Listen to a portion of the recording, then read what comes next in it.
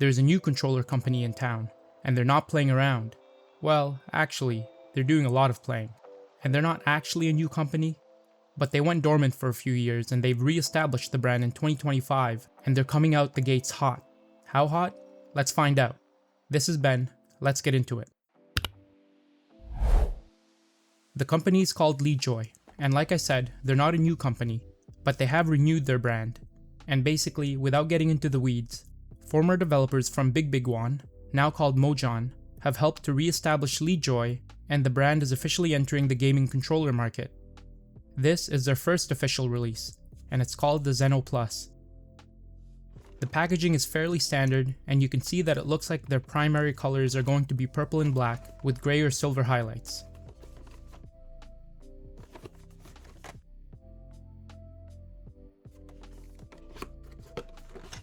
Inside is a formed plastic shell. We'll come back to this in a sec. In the back, you've got a basic USB A to C cable, only 5 feet long, which is shorter than normal. Most other brands give at least 6 feet. You have a sticker, a slip with the customer service QR code, and a manual.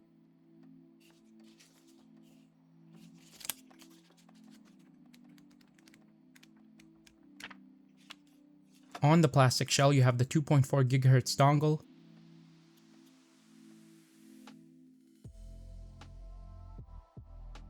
a cross D-pad cap if you prefer that over what's on the controller,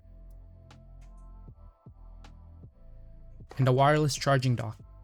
It has a USB A and C port on the back, so I assume you can plug the dongle into the A port while using the C port to power the dock. And of course, the actual controller.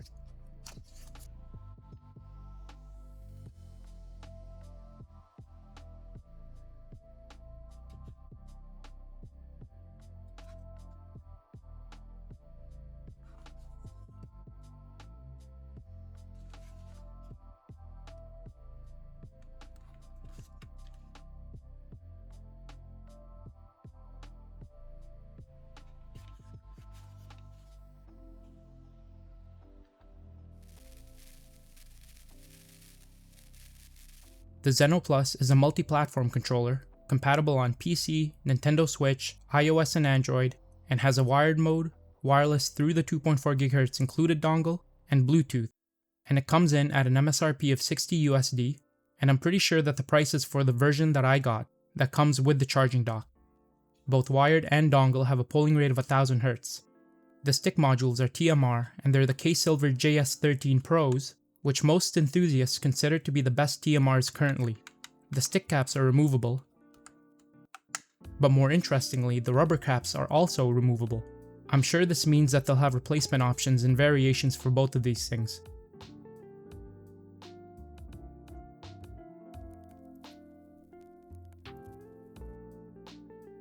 The ABXY buttons are micro switch, and the triggers are dual mode, with Hall effect analog and microswitch digital.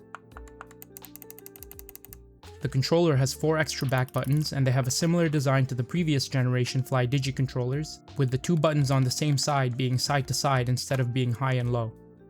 The buttons also have a textured grip, and based on the sound and feel, it seems like the outer buttons are microswitch while the inner buttons are tactile switches.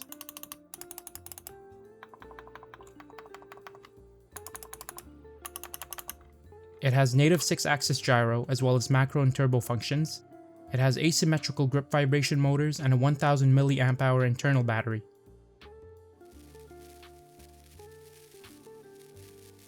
I wasn't sure what to make of the Xeno Plus when I saw it and held it for the first time. For $60, this controller packs crazy good value. It's a fully featured Pro controller with the microswitch triggers, the 4 back buttons, and it uses one of, if not the best TMR modules on the market, the JS13 Pros. That seems like a pretty good deal already just based on those, but it also comes with a wireless charging dock and a cross D-pad cap if you don't like the installed circle pad.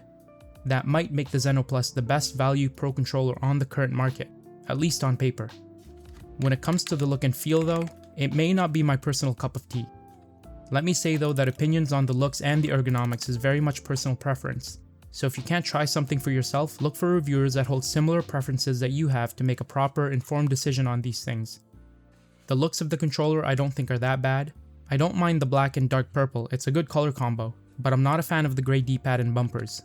I think they throw off the color harmony, and even though I like the feel of the circle D-pad, I actually prefer having the cross D-pad on because it's black and flows better with the rest of the controller.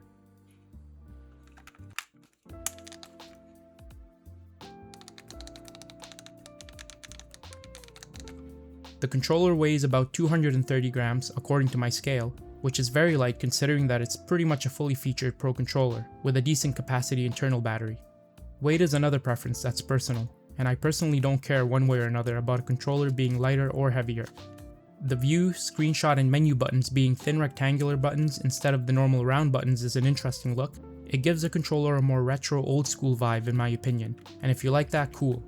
The Leadjoy branding also carries the same kind of retro look. They're really far away from my thumbs though, and I have to adjust my grip to reach those buttons. That's pretty annoying. The position of those buttons and the home button should be switched, but then that would throw off the framing of the LED logo. When the controller is on, the logo displays above the 3 buttons, and it has different colors depending on the status of certain things about the Xeno Plus, like which connection mode it's currently on, when the battery is low or charging, and a few more things. Moving on, the ergonomics of the controller isn't the best for me. It has very similar, almost identical ergonomics to the G7 line of controllers by GameSir, except that the Xeno Plus is a thinner controller from front to back, which makes the handles thinner, and for me it's noticeable. I have fairly large hands and the G7 Pro isn't the most comfortable controller for me, but it's not too bad and I can get used to it. Spoiler alert, I've been using the Xeno Plus for over a week now, and I'm having a lot more issues with comfort on this controller because the handles feel way too thin for me. I might need to add some of those aftermarket rubber grips to the handles to make them thicker if I want to keep using it for longer gaming sessions. I really like how much grip is on the bumpers, and I'm a big fan of the shape of the triggers. They feel way more comfortable to press and to rest my fingers on with the flatter shape than the more sloped Xbox controller triggers and the controllers that copy that design. Similar to the triggers on the Vader 4 Pro, which I loved also. The trigger stops have really good short and crisp travel, but there's some mush in the post travel and it feels like there's something inside that's bending more than it's supposed to be. Hopefully this doesn't turn out to be an issue in the medium and long term. Speaking of the Vader 4 Pro, the buttons on the Xeno Plus are also very similarly designed, with them being side to side instead of low-high. This may not be to a lot of people's preferences, but I personally am a big fan of this design. I've said this before in my Vader 4 Pro review, but in COD and Halo, the A and B buttons are usually jump and slide, while the X and Y are reload and switch weapons. I'm jumping and sliding around constantly, but reloading and switching weapons are more situational, except if you're a YY spammer, which I can be sometimes. Anyways, because of that, and because I map the A, B, X, Y buttons to the back buttons, I don't need to have all 4 buttons ready to be pressed at any time, and my grip feels a lot more stable and comfortable when I only need to use my middle fingers to press the back buttons, while my ring and pinky fingers just grip the handles. My middle finger rests on the 2 outer buttons, mapped to jump and slide, and when I need to reload or switch weapons, I simply reach over to press the inner buttons. It's intuitive to me and works perfectly well in the games I play. Last couple of things I want to mention. The ABXY buttons are noticeably large, much larger than any other controller I have on me.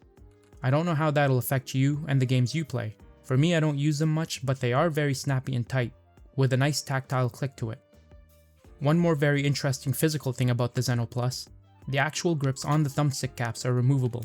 I assume this means that Leadjoy will be selling replacements and alternatives, and the grips actually have a nice feel and are legitimately very grippy. I still use aftermarket grips on top of them though, but that's only because I prefer the extra added height, especially for the right stick. This is a nice consumer-friendly design though. Stick cap grips eventually wear out, and for gamers who don't use grip covers, that usually means it's time to buy a new controller, especially if the caps are also non-removable. Making the actual grips removable means more longevity and less electronics waste. I think that's about everything from my initial impressions. There's a lot that I like, but also a lot that I less than like. Let's see how they are in actual use though.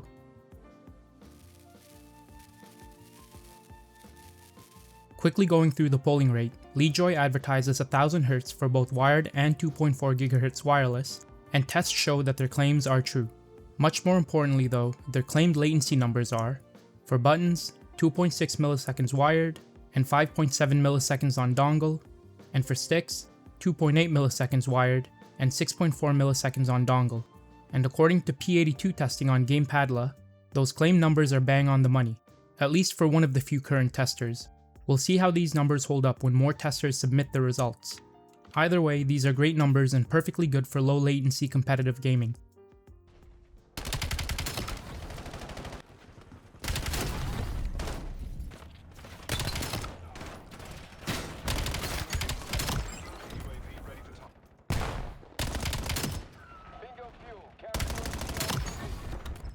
I've been playing with the Xeno Plus for over a week now, and I can concur that the controller's performance is very good.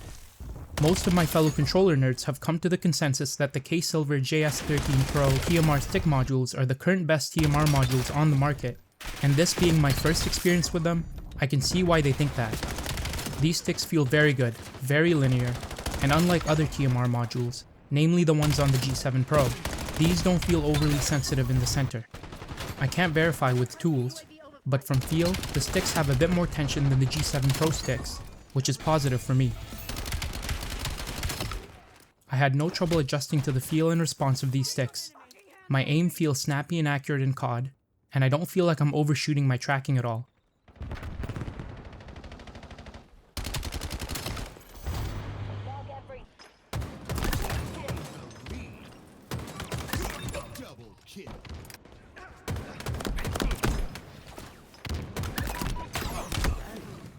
In Halo, pretty much the same story. These sticks feel great, and I really have nothing major to complain about, other than wishing I could adjust the tension, but that's a want and not a need. I've also mentioned this already, but I'm also a fan of the back button layout, and they have a very aggressive dotted grip texture that I wish all of these companies would have, or just any texture really with their extra buttons. The Xeno Plus also has the same texture on their bumpers and triggers.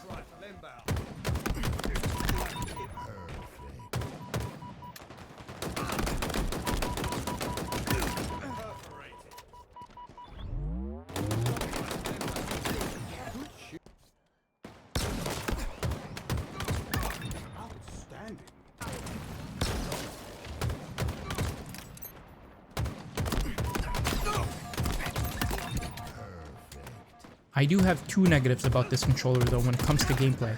I'll talk a bit more in depth about it in my conclusions, but basically the view and menu buttons are too high and far away from the sticks, and the handles of the Xeno Plus are too thin, for me anyways, and I can't play with them for very long sessions.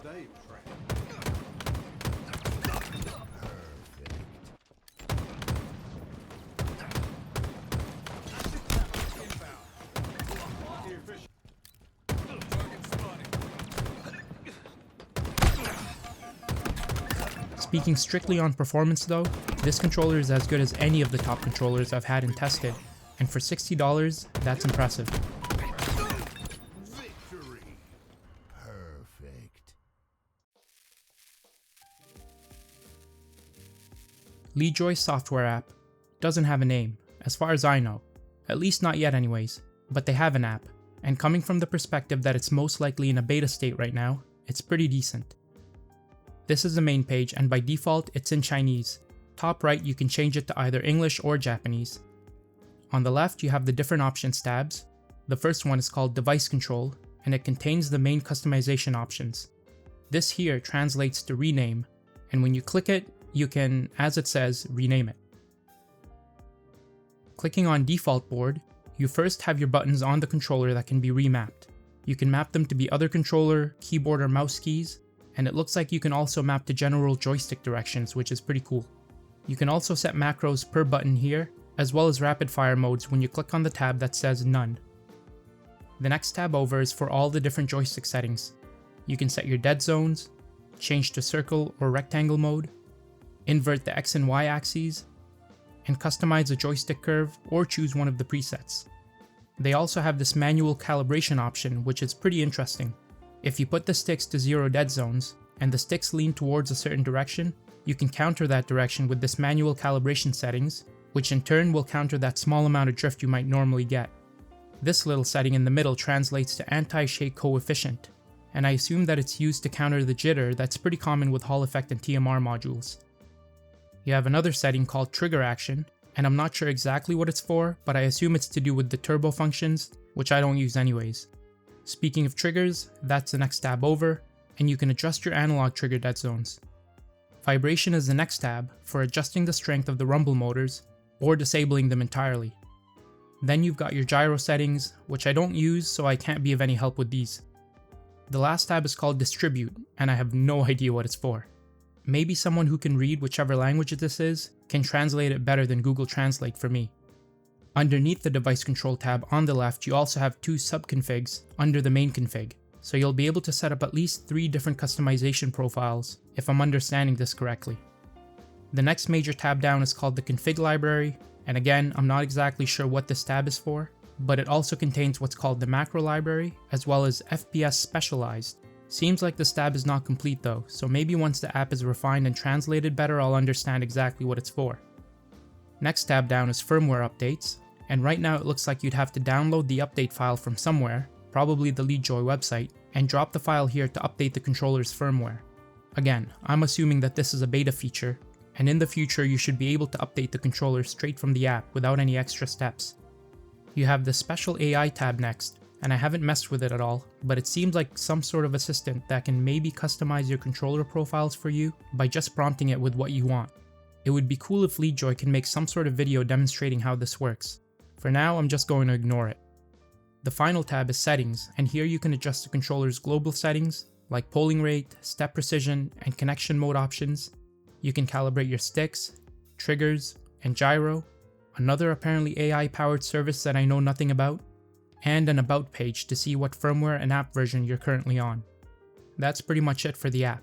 There's a lot of things going on in here, and it's kind of cramped, and pretty confusing for some things with the translation and multiple things claiming some sort of AI service.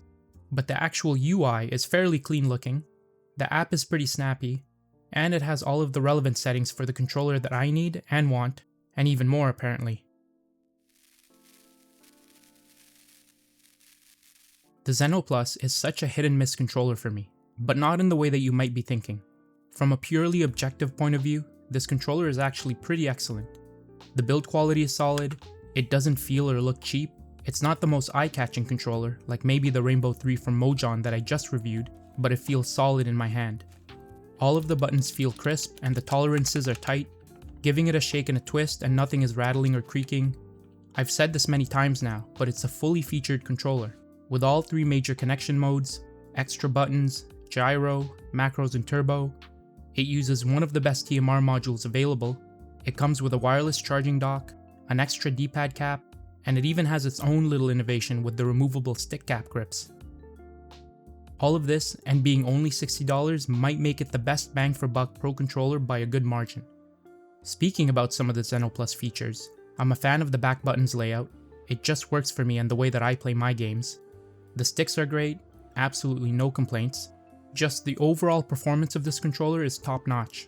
The software app is okay, kind of cramped when it comes to how many settings options there are condensed in one page, and a good chunk of the app is either not translated well or not translated at all. But when it comes to the actual customization options, it has everything that I could need or want, and more that I don't even know what to do with. And to be perfectly fair, this is what I assumed to be a beta version of the app, so it should hopefully come out a lot more polished very soon. These are an awful lot of hits, so what are my misses? Well, I really only have one major miss, but it's a big enough one that it makes the controller kind of hard to use for me, at least for extended periods of time. And that miss is purely ergonomics. I've got kind of large and meaty hands, courtesy of genetics and working in construction, and the Xbox controller shape is by far the most comfortable shape for me. The Xeno Plus is not Xbox shaped, at least not majorly.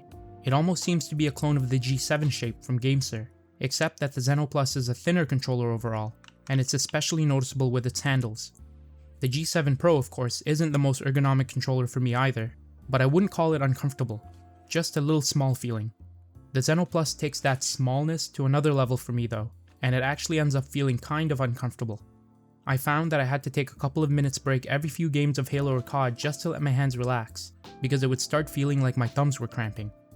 Ergonomics is such a big deal for me, and I'm sure for a lot of you as well, and unfortunately the ergonomics of the Xeno Plus are just too outside of my wheelhouse, and I can't see myself using the controller regularly, even though I pretty much love everything else about the controller. The view and menu buttons also need to come way down to be more reachable, but that's a pretty minor complaint. Having said all of this though, Just because it doesn't work for my hands and my grip, doesn't mean that it won't work for you and your ergonomic preferences. If you've made it this far into the video, first of all, thank you, you're a real one. And second of all, don't automatically write off the Xeno Plus. If you've tried any of the G7 controllers from GameSir, and you found those controllers to be very comfortable, there's a good likelihood that you'll find the Xeno Plus very comfortable as well, and it could end up being an endgame controller for you. Basically, if you've got ham hands like I do, and you reminisce fondly about the original Xbox Duke controller, the Xeno Plus is probably not the controller for you. But if you're a little less impacted by ergonomic shapes and sizes, and you're looking for an extremely well-priced controller that can compete with the best of the controllers out on the market right now, this might be it. The Xeno Plus is a great controller, at a great price, and being Leadjoy's first release, it's a very strong start, and I'm excited to see everything else that they've got cooking up for the future. Thanks for watching. Please like, comment, and subscribe if you found this video useful and helpful, and check out my other controller reviews if you want to know more and have a better informed purchasing decision. Thanks again, and until next time.